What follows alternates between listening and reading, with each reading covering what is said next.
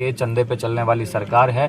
जितने बड़े चोर इस देश के अंदर हैं वो सारे के सारे भाजपा को चंदा देते हैं। जमारामगढ़ के विधायक हैं, उनके साथ तस्वीर आना, तो ये सब तार आपस में जुड़े हुए हैं। और सच्चाई ये है कि आम बच्चों की पकड़ में नहीं है ये पेपर।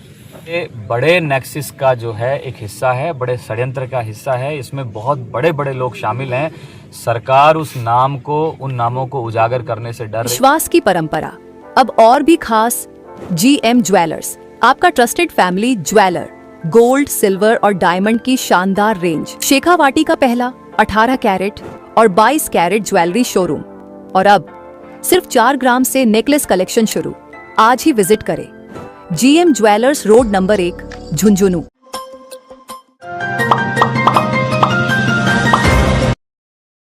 देखिए, सबसे बड़ी बात तो ये है कि आज इस पेपर लीक के कारण न जाने कितनी माओं के लाल जो हैं उजड़ गए हैं, कितने भाइयों की, हमारी बहनों की जो राखी की कलाई थी वो उजड़ गई है, कितने पिता के सपनों को मार दिया गया है।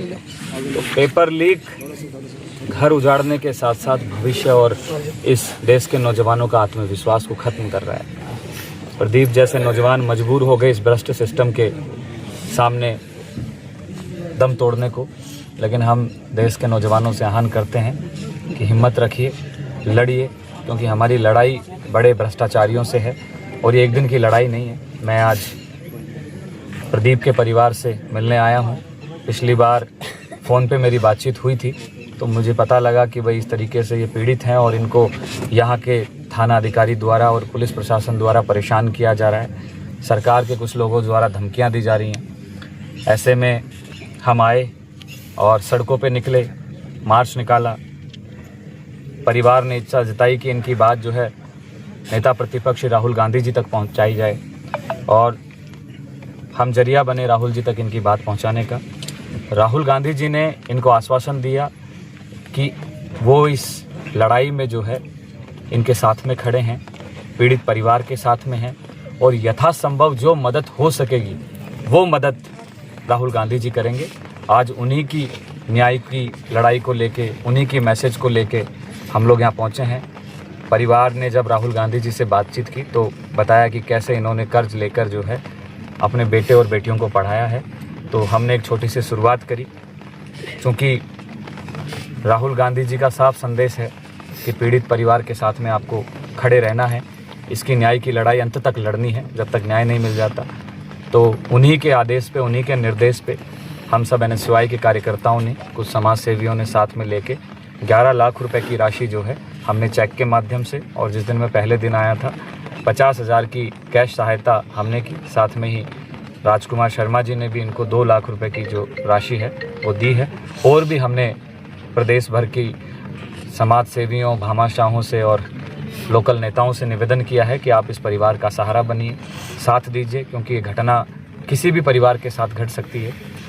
ये गरीबी और अमीरी देख के नहीं आती है, क्योंकि घटनाएं जो हैं आज जिस तरीके से नौजवान आत्मविश्वास खो रहे हैं तो ये एक भ्रष्ट सिस्टम का हिस्सा बन गए हैं। तो हम उस भ्रष्टाचार के खिलाफ उस लड़ाई को जारी रखेंगे। आज बहन ने प्रदीप की जगह जो है मेरी कलाई पे ये राखी बांधी है और कहा है कि हम ये आप में प्रदीप देखते हैं। तो मैं इस परिवार को विश्वास दिलाता हूँ कि आज जीवन मैं इस परिवार के साथ में खड़ा हूँ और हर तरीके से जो मैं मदद कर पाऊँगा मैं वो मदद करने के लिए तैयार हूँ।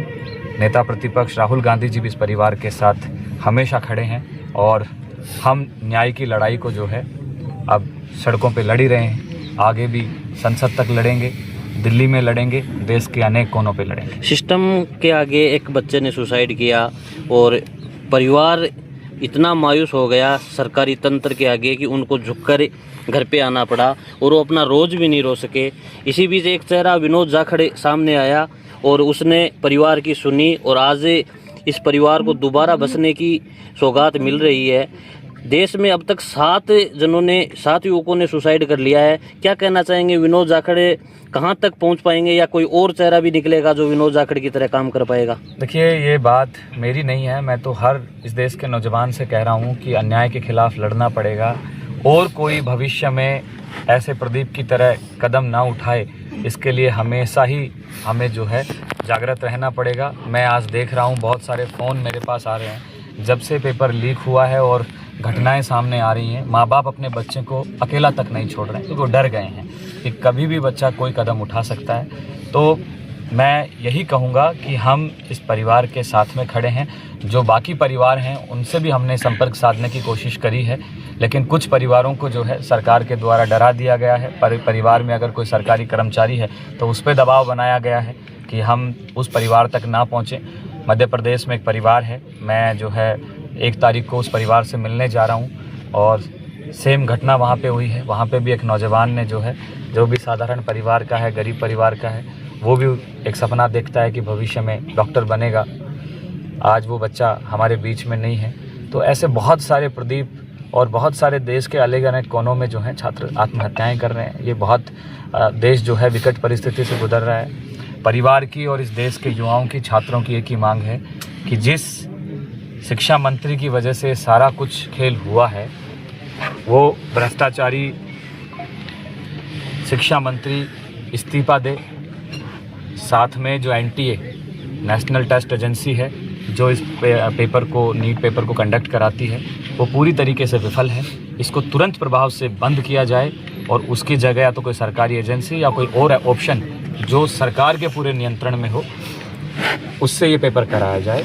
तो ये सब परिवार की मांगे हैं। अभी मुझे बताया कि हम जब तक न्याय नहीं मिल जाएगा, प्रदीप की अस्थियां भी जो हैं हम गंगा में नहीं बहाएंगे, क्योंकि हमारे यहाँ प्रथा और परंपरा है कि जब तक आत्मा को शांति नहीं मिलती है, मुक्ति नहीं मिलती है, जब तक कि गंगा में या जहाँ भी इनका स्थान रहता है वहाँ अस्थियों को नहीं बहाया जाता। तो ये परिवार की इस देश के लोगों से, इस देश के युवाओं से, इस देश के छात्रों से बड़ी मार्मिक और भावात्मक अपील है कि ये अपने बेटे की अस्थियां इसलिए नहीं बहा रहे हैं ताकि कल को कोई और माँ को, किसी और बहन को, किसी और पिता को ऐसे अस्थियां अपने बेटे की या बेटी की ना बहानी पड़े। तो हम ये वादा करते हैं कि हम इनकी न्याय की लड़ाई तक पूरा मजबूती से इनके साथ हैं। जो एक बच्चा किसी की जिंदगी बनाने के लिए डॉक्टर बनने जा रहा था, लेकिन उसने खुद ने अपनी जिंदगी खो दी, और भाजपा या सरकार के किसी भी पदाधिकारी का, किसी मंत्री का, किसी भी प्रतिनिधित्व का कोई मैसेज तक नहीं है, क्या कहना चाहेंगे? मैसेज कैसे होगा? इन्हीं के लोग तो इस षड्यंत्र में शामिल हैं। आप देखिए कि किस तरीके से शिक्षा मंत्री के साथ, इन भाजपाओं के नेताओं के साथ, युवा मोर्चा के नेताओं के साथ जिस तरीके से तस्वीरें आ रही हैं, जो जमारामगढ़ के विधायक हैं उनके साथ तस्वीर आना, तो ये सब तार आपस में जुड़े हुए हैं। और सच्चाई ये है कि आम बच्चों की पकड़ में नहीं है ये पेपर। ये कोई गाजर मूली या सब्जी नहीं है कि कोई ठेले से जाके पेपर खरीद लाए। ये बड़े नेक्सिस का जो है एक हिस्सा है, बड़े षड्यंत्र का हिस्सा है। इसमें बहुत बड़े बड़े लोग शामिल हैं। सरकार उस नाम को, उन नामों को उजागर करने से डर रही है, क्योंकि मैं ये मानता हूँ ये वो नाम हैं जो सरकार को मोटी फंडिंग करते हैं, चुनाव में चंदा देते हैं, क्योंकि ये चंदे पे चलने वाली सरकार है। जितने बड़े चोर इस देश के अंदर हैं वो सारे के सारे भाजपा को चंदा देते हैं, और ये पेपर माफिया भी भाजपा को चंदा देते हैं। भाजपा के युवा मोर्चा प्रदेश अध्यक्ष शंकर गौरा ने आप पे भी आरोप लगाए कि जो परीक्षा में खुद नहीं बैठे। जो न्याय की लड़ाई लड़ता है उस पर आरोप प्रत्यारोप लगते रहते हैं। मैं हर आरोप के लिए तैयार हूँ। अगर मेरे प्रति कोई आरोप है तो जाइए, कोर्ट पड़ा है, कचहरी पड़ी है, जाइए काम करिए। मैं तो यही कहूँगा कि सड़कों पे उनको भी हमारे साथ में आना चाहिए और इस तानाशाह प्रशासन और सरकार के खिलाफ लड़